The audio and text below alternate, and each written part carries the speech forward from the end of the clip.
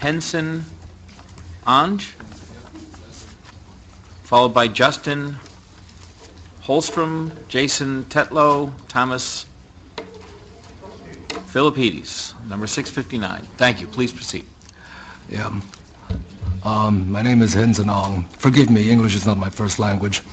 I am a legal immigrant, and I am an American by choice.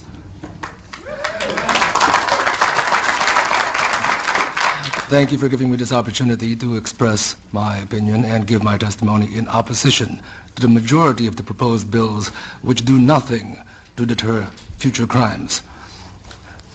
Gun control does not work.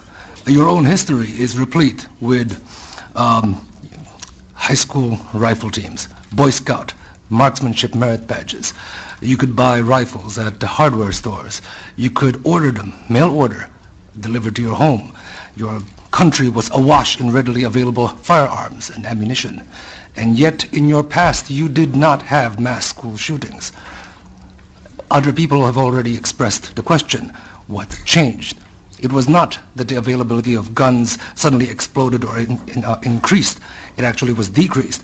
What was changed was societal decay.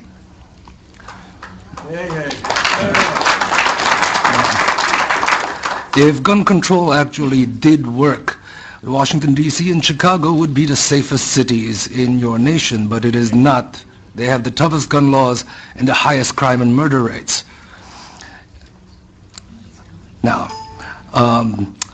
some people have asked and called the AR-15. They called the AR-15 a weapon of mass killing.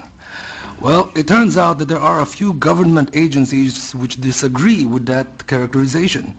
The Department of Homeland Security has stated that a rifle chambered in 5.56 NATO with a 30-round magazine is suitable for personal defensive use. I have documentation on that. It is HSCEMS-1212-00011, solicitation for the Immigration and Customs Enforcement Agency. Now, who needs an AR-15 with 30-round mags? That question has also been brought up. And I would like to put forward that had the Koreans in the LA riots not had AR-15s and AK-47s with 30-round magazines and Ruger 30s, their businesses would have been burned to the ground like all of the other businesses in their neighborhoods. Theirs stood because they stood their ground.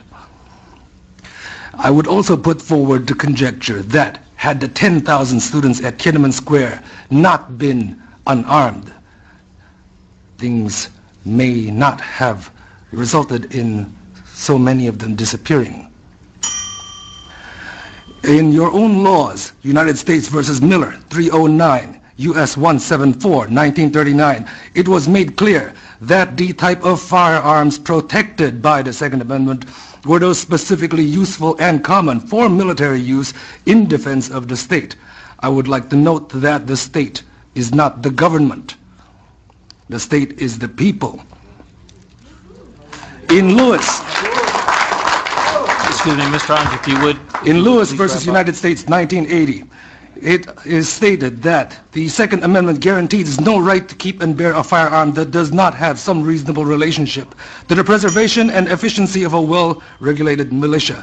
It has nothing to do with hunting. The militia, as per the debates in the convention, shows plainly enough that it is composed of all males physically capable of acting in concert for common defense. And further, that ordinarily, when called for service, these men were expected to appear bearing arms supplied by themselves and of a kind in common use at the time.